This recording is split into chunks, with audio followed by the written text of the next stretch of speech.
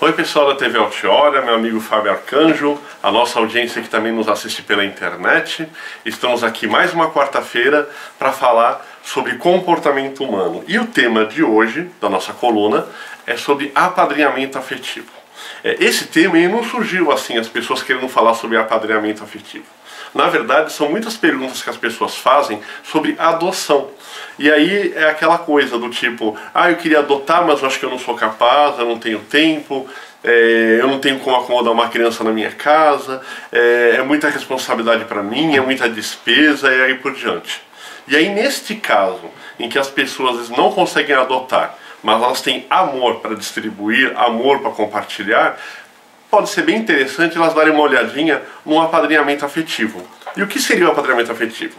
O apadrinhamento afetivo é o seguinte: a gente pega crianças que estão fora de uma idade que são procuradas normalmente para adoção, ou seja, crianças que têm 8, 9, 10, 11, 12, até 17 anos, ou seja, até completar 18 anos, que estão nos lares, estão nas casas de acolhida, que já não tem o pai e a mãe, já estão destituídos do poder, então não possuem ninguém para cuidar delas, eles estão a cargo do Estado cuidar, e pega essas crianças e disponibiliza para que elas tenham padrinhos e madrinhas. Ou seja, ela não vai ser adotada, não vai ter um pai e uma mãe naquele momento. Ela vai ter um padrinho, uma madrinha, que vai poder visitar, que vai poder passear, que vai poder levar no cinema, que vai poder dar uma volta no shopping, num parque, que de repente consegue fazer uma viagem, que de repente, com autorização judicial, consegue ficar alguns dias fora do lar, numa festa de fim de ano, e aí por diante, poder fazer uma viagem para fora do país, enfim, aí depende da condição do padrinho.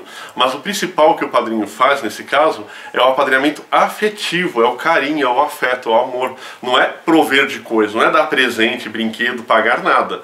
Inclusive a própria alimentação da criança, a educação, o sustento, o tratamento médico, fica a cargo do Estado. O padrinho ele não tem que se responsabilizar por nada disso. Ele apenas tem que ter o compromisso com aquela criança de estar lá, de ouvir, de visitar, de passear, de dar atenção. Bem, claro que alguns padrinhos acabam querendo extravasar, ajudar um pouco mais. Mas esse pouco mais não é o essencial do apadrinhamento. Porque como ele é só afetivo, ele envolve apenas as relações de afeto. Até a questão financeira, o padrinho pode estar até desempregado, ele pode fazer a visita no lar. Não é uma questão ele ter dinheiro. Ter dinheiro não é interessante para o apadrinhamento afetivo. O apadrinhamento afetivo é interessante ter caráter, uma conduta decente, ter uma idoneidade ética e moral e principalmente ter amor para compartilhar e amar essas crianças como um tio, como uma tia, como um padrinho, como uma madrinha. Tudo bem? E para facilitar a nossa conversa sobre o assunto, vamos responder algumas perguntinhas que chegaram para a gente aí pelo e-mail, pelo WhatsApp, que acho que vai ficar mais fácil a gente ver os casos em concreto, Então vamos lá, primeira pergunta. Tem interesse em ajudar uma criança?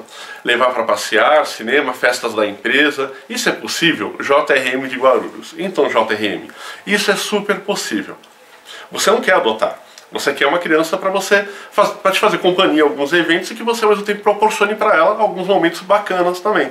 Que nem, por exemplo, você falou aqui festa da empresa. Isso acontece. Tem uma festa da empresa numa chácara super legal, pode levar os filhos, os sobrinhos, aí você não tem quem levar e vai sozinho. De repente podia estar levando uma criança realmente, uma criança que está nessa condição de apadrinhamento, para ela participar, para ela desfrutar daquele dia, daquele evento, às vezes um cinema, um teatro, um circo, você poderia levar a criança junto sim. Então o apadrinhamento afetivo, ele atende aqui totalmente a sua expectativa. O que acontece é que você tem que procurar, no caso da cidade de Guarulhos, o fórum, a vara da infância e juventude mais próxima aí, e se informar como é isso dentro do município.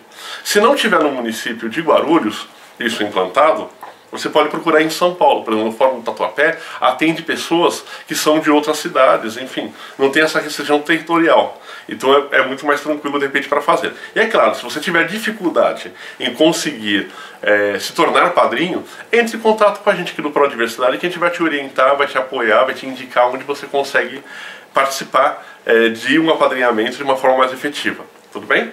Então, segunda perguntinha aqui. Tenho medo de apadrinhar uma criança e não conseguir dar conta. Alguma dica? É a PR de Atibaia. Então, PR, é o seguinte, não tenha medo de não dar conta. Porque na verdade você não vai chegar lá e ter que dar conta. Você vai chegar lá e vai se inscrever num processo de apadrinhamento. Aí vão ter capacitações, vão ter conversas, explicações. Você não vai pegar a criança, levar ela para casa, ter que cuidar, se virar, nada disso. Você vai visitar a criança na casa, vai criar vínculo, vai ter o apoio da equipe técnica do lar, que vai estar assessorando você no sentido de, olha, é assim, é assado, vai poder tirar dúvidas, vai poder conversar com as pessoas. Então é um processo de construção. Você não tem que chegar lá e fazer tudo. Até porque não é tudo. É só ser um tio, uma tia. Né? Quando nasce um sobrinho, a gente não está pronto, a gente vai se criando, né? vai se construindo nessa relação. A mesma coisa acontece aqui no apadrinhamento. É como se nascesse um sobrinho, nascesse um afilhado para você naquele momento, e aí você fosse conversando com ele, criando relações, aproximando, né? E o que você tem que estar pronto é emocionalmente, no sentido de você querer ter esse compartilhamento, você ter o seu emocional preparado para compartilhar esse amor, para estar numa relação saudável com essas crianças, né? Até porque as crianças vão crescer, você vai crescer, você vai envelhecer, e a criança também. Então o que é uma criança hoje, amanhã vai ser um adolescente. Então as situações vão se transformando e vão se adaptando. Então não tenha medo de não dar conta, porque você vai se capacitar no processo. O que você tem que ter é comprometimento. É o compromisso de pensar, eu apadrinho uma criança, eu tenho que estar lá disponível para essa criança, eu tenho que estar de coração aberto para receber essa criança, para poder atendê-la na questão afetiva. Tudo bem? Então conta, eu acredito que você vai dar sim. Se você já está com medo de não dar conta, é exatamente porque eu tenho certeza que você vai dar conta. Você está inseguro de não saber tudo, mas aí ninguém sabe tudo, amor. Então vai procurar o serviço e vão conseguir esse apadrinhamento, depois você me conta o resultado, hein? Quero saber das novidades. E aí, a última perguntinha, que eu vou até tomar uma aguinha aqui para responder com calma. Deixa eu gravar. É a seguinte: somos um casal de mulheres, mas como temos pouco tempo por causa do trabalho, não temos mais o interesse em adotar. O apadrinhamento seria a solução? Então, na verdade você não tem um problema, né? Porque você é a solução do problema. Você querendo adotar, você querendo apadrinhar, você que é uma solução. Então realmente o apadrinhamento ele é uma alternativa, né? E vai solucionar o problema de uma criança, que você tem o interesse de compartilhar, como eu falei, o amor, o afeto. É perfeito o apadrinhamento para você, porque às vezes realmente você vai pensar em adotar uma criança e fala, poxa, mas eu vou adotar e não dar atenção, adotar e colocar uma babá para cuidar. Então de repente não é o ideal também.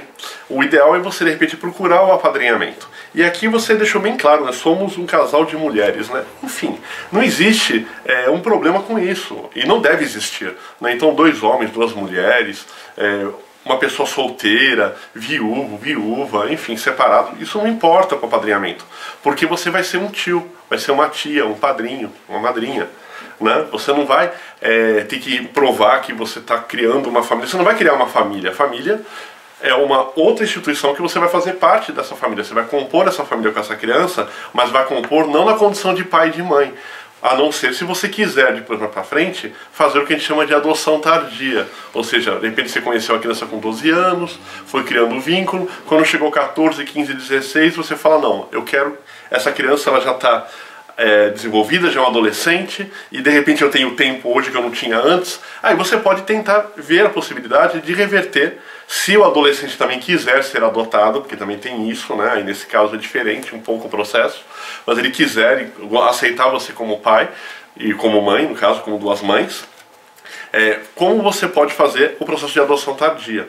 Então, de repente, não é uma muleta, porque a criança que está para apadrinhamento não é a criança que é para adoção. Apadrinhamento é uma coisa, adoção é outra. Adoção é outra fila. Inclusive, quem está na fila de adoção não pode se tornar padrinho, tem que sair da fila de adoção. Então o que acontece? A gente orienta que, se a pessoa tem esse interesse e não tem esse tempo todo para ser um pai e uma mãe, seja um tio, uma tia, um padrinho, uma madrinha. Então, pessoal, qualquer dificuldade que você tiver em CL e MOT de São Paulo, procure a gente do Prodiversidade também. Então é isso, gente. Então, um beijo no coração de vocês, vamos falar sobre apadrinhamento, vamos pensar com carinho nessa possibilidade e vejo vocês na semana que vem.